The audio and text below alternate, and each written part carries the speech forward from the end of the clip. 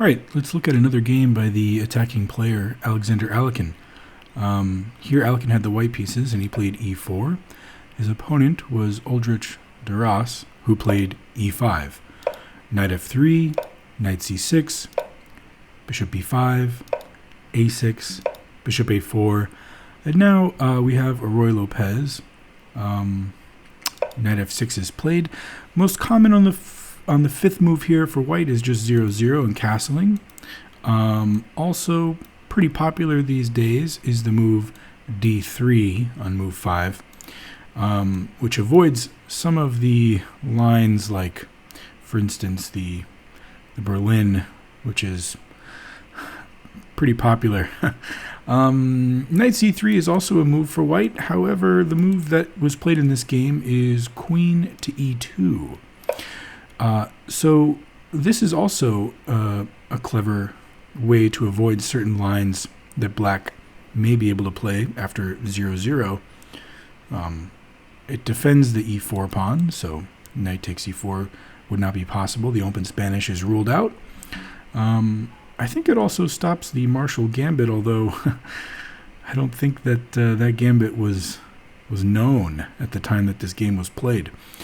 In any case, this variation, queen e2, I think it's called the Worrall variation, or maybe the Wormald variation. I've seen it called both.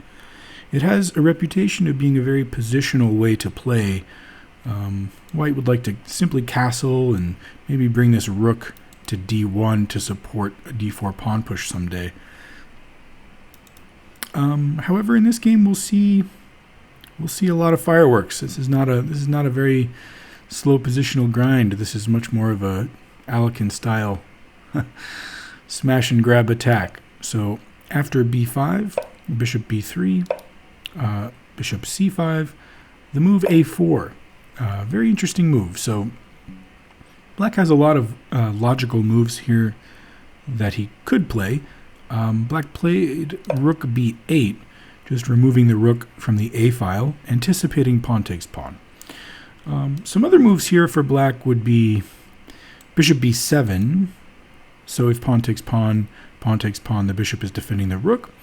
Alternatively, black could also play bishop a7. And by dropping the bishop back after pawn takes pawn, the rook on a8 would not be exposed to exchange or capture. Knight a5 is another move that black might play to go after this bishop. And if pawn takes pawn, the rook again would not be in any danger. But one move that black could not play here, and it's kind of one of the ideas behind this a4 move, is b4. It's a move black might be tempted to try and play, but it fails for tactical reasons. See if you can spot why this move doesn't work.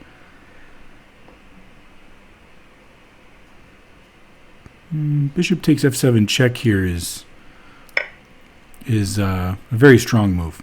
After, for instance, king takes f7, queen c4 check will recuperate the piece by capturing on c5. If black moves the king, we'd simply take the bishop. And if black were to play d5, well, of course, we're also still going to take the bishop. And then here, an interesting point. The knight on c6 is attacked and undefended, but it's also the only thing defending the e5 pawn, which is under threat from white's knight on f3. So if black were to try to hold the knight in place with, for instance, let's say queen d6, there's another tactic here.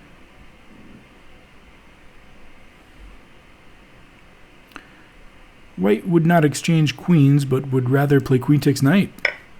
Because after queen takes queen, there is the fork, knight takes e5, getting the queen back with a significant material advantage. Okay, so for those reasons, this b4 pawn push is not playable for black. So black played rook b8. Now after pawn takes, the rook on a1 enjoys the open a file, and this will be tactically significant later in the game. d3 is played. And now d6, bishop e3, simply looking to exchange off black's most active piece. Bishop g4. In his notes to the game, Alekhine mentioned that bishop e6 would have been a much better move, mirroring white's strategy with bishop e3, simply looking to exchange off this very active bishop on b3. But instead, black played bishop g4, creating a pin of the knight on f3 to the queen. And Alekhine responded by playing h3, immediately putting a question to the bishop. Black decided to retreat the bishop to h5, maintaining the pin for another turn at least. And now knight bd2 was played, completing development and maybe preparing to castle on the next turn. Black castles, and white does just castle. So here's kind of an interesting moment in the game. Black has developed all of their pieces, castled their king, and needs to figure out what to do next. One possibility might be to bring the queen to e7. This would vacate the d8 square, and then this reroute of, let's say, knight d8 to knight e6 would be possible, and the knight on e6 would be touching these two central squares, as well as helping to defend g5. That might be one way to play for black. Another way that black could consider playing after this would be to bring this other rook into the game on the queen side, perhaps. But with the bishop on b3, this rook is probably best left babysitting f7 for now. You can really start to feel how this bishop on h5 would be much better placed on e6. In any case, black did not play queen e7, but instead played this move knight d4, initiating some exchanges. In his notes to the game, Alekhine did not think very highly of this move and thought that it was premature. Bishop takes d4 is how he continued. And now bishop takes f3 was played by white, looking to remove some pieces. Black played bishop takes f3, looking to remove some pieces. If black had played something else, like for instance, let's say bishop takes d4, now the move g4 is very strong, pushing the bishop back, followed by removing the bishop on d4 and f4. This pawn wall is already attacking black's king, and the lack of squares for black's pieces is going to spell doom in the near future. And this bishop already is exerting enormous pressure against the castled king. And instead of bishop takes d4, black also could have considered recapturing with the pawn, but this would lead to very similar ideas. g4, pushing the bishop back, knight h4. Interesting to note here that, if black were to play something like h6, trying to give the bishop a little escape square on h7, this wouldn't work, because this knight could simply take the bishop, the f7 pawn being pinned. Another move that might jump out here would be to reveal the queen on the knight, since the knight is undefended. But something like knight takes g4 or knight takes e4, either of these would not really work, because this knight has the ability to jump away and capture a piece. Although here the queen could simply just take the knight as well. So that idea of revealing on the hanging knight would also fail. All of that to say, in this variation, white would just be standing much, much, much better. And so because of that, black decided to remove the knight on f3 with the bishop, exchanging off this piece that was starting to run out of squares, and then recapturing on d4. Okay, e5. This is a crucial move in the game. If you look at the position here before e5 is played and think, okay, what should I do with my pieces? A lot of players might automatically play rook e1. I myself might start considering, where do I move this knight, because I want to play f4 with the idea of maybe someday playing e5. But Alekhine cracks right away e5, and it has a lot of attacking ideas behind it, as we'll see. So black plays queen e7, responding by pinning the pawn to the queen. We could look at what if black were to just take, pawn takes pawn. Well, here, queen takes pawn would be very strong. This is going to be a weak pawn for a while, and if black were to seek exchanges, white would be happy simply going into this position. And now let's say rook f e1.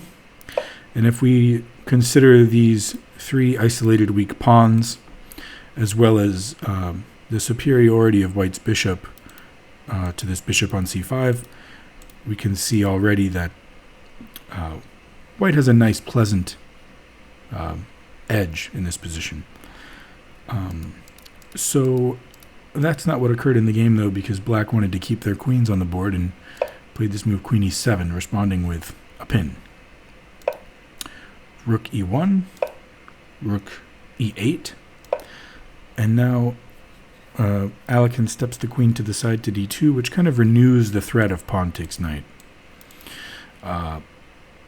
Black responds to this by capturing. There are some other possibilities that black could have tried, but they all fail for interesting reasons. For instance, if the knight were to run away to d7, well, pawn e6 is a devastating move. If this pawn does not move, then pawn takes f7 check is coming. And if the knight does not move, then, well, the pawn will take the knight. Meanwhile, if black plays pawn takes pawn here, rook takes e6 is definitely sufficient for a large advantage. There's a nice little finesse here, though, of playing knight g5 first. The idea is attacking the square again and creating reveals. Here, black can really only watch. Rook f6 does not actually defend against the idea. After takes, if rook takes, and the queen is under threat, and if she doesn't move, we will have a devastating reveal against black's king. So here white would already be winning. Back here in this position, though, you might also be thinking, okay, knight d7 kind of invites e6. What if instead knight h5 maybe? Well, now pawn takes pawn is a very strong move, opening up the rook on the queen. And if queen takes d6, we have simply rook takes e8, rook takes e8, and now knight g5 again, putting pressure on f7. If black's rook returns to f7, we can come crashing through. Knight takes f7. And this is a tactical theme in a few different sidelines in this game. Here, black cannot take because, well, of course, bishop takes rook is an idea, but much, much stronger is rook a8 check, which leaves black with the unpleasant option of playing queen f8 to try to stop mate, and white's just winning far too much material. Okay, and so for those reasons, after this move, d takes e6 was played, or d takes e5, sorry. And now rook takes e5, the queen sidesteps, and here a really nice move. You might be tempted to double the rooks, which is a move that would jump out at me in a blitz game for sure. I would think, okay, I can hold the file, double the rooks. It seems very straightforward and logical. But Alekhine wants to leave the rook on the a file, and instead plays this move queen g5. I like this move a lot. It defends the rook, but it also brings the queen into very close proximity to black's king. which make all kinds of tactical possibilities appear. So black decides to exchange some pieces. Rook takes, knight takes, and then play queen b6. I don't understand the move queen b6. I'm not sure what the ideas are. Maybe something like looking to go queen b7 next to hold the a8 square might be logical. I'm not sure what queen b6 had in mind this move. I'm not sure what the idea is. Something over here like maybe g6, trying to step the king up to g7 and sort of firm up the king side might be more in keeping with the pressure, which is all localized on the king side. Queen b6, I don't understand the idea. In any case, g4 is a deep and attacking move. Alekhine now is seeing red and is looking at all kinds of sacrificial attacking ideas against f7, and then creating some sort of pin on the f-file and using the pawn to attack the pinned knight. That is the sort of depth involved in this g4 move. So black now plays bishop d6. If black were to try g6 now, so let's say on the last turn this move had some merit with the idea of king g7. Now it doesn't quite work. For instance, queen h6 introduces a lot of checkmating possibilities here. If black were to play, let's say, bishop d6, a reasonable looking move, there's a few different ways for white to win here. The prettiest, I think, is just rook a8 immediately. If rook takes rook, then bishop takes f7 check, leads to checkmate on the next turn. After king h8, knight takes g6 is a very pretty mate. And another logical variation here might be trying to defend with bringing the knight back, but this doesn't actually defend at all because white will simply take. And after rook takes, the bishop comes crashing through anyway, and white is not interested in the rook because the mating pattern is still there. And so for those reasons, g6 is no longer possible at this moment that black played bishop d6. Okay. So here, all of the ingredients for the attack are on the table, starting with knight takes f7. Black takes, and now there are different ways for white to play. Rook a8 is a move that also wins, and in a very straightforward way, I think like some of the variations we saw previously, would make sense. But Alekhine finds something more accurate. He plays this move queen f5. And there's a few different ideas here. One is the g5 pawn push is reintroduced. Another is to sneak in with the queen to attack the pinned rook. Black attacks the queen, but this simply invites the queen to attack the rook. I should say queen e6 right here would not work, actually. Oh yeah, it would actually, because the bishop on b3 is defending. Sorry, I was looking at this possible tactic of bishop h2 check, but I noticed that the bishop on b3 is holding the queen, so that doesn't pan out for black. So queen e6 is what is played in the game. Here, bishop h2 check is probably black's best chance just to try to slow the game down, but the loss is already inevitable. King g7 is what was played, and then after queen takes rook check, king h6, Alekhine simply played bishop e6. The idea behind bishop e6, I think, is to prevent precisely this tactic that I was just looking at. Queen takes knight here would be a blunder because bishop h2 check would allow black to grab the queen, which explains the logic behind this move bishop e6, it introduces that as a threat.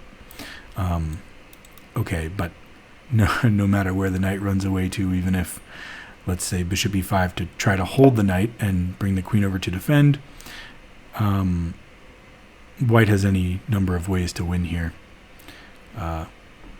Queen f8 is probably the strongest, but I don't see any immediate mates. But the material advantage is just absolutely crushing. In any case, after bishop e6, black resigned. I hope you guys liked this game as much as I did. I thought some of the tactical ideas on f7 were really thematic. I'm looking forward to showing this to some of my students.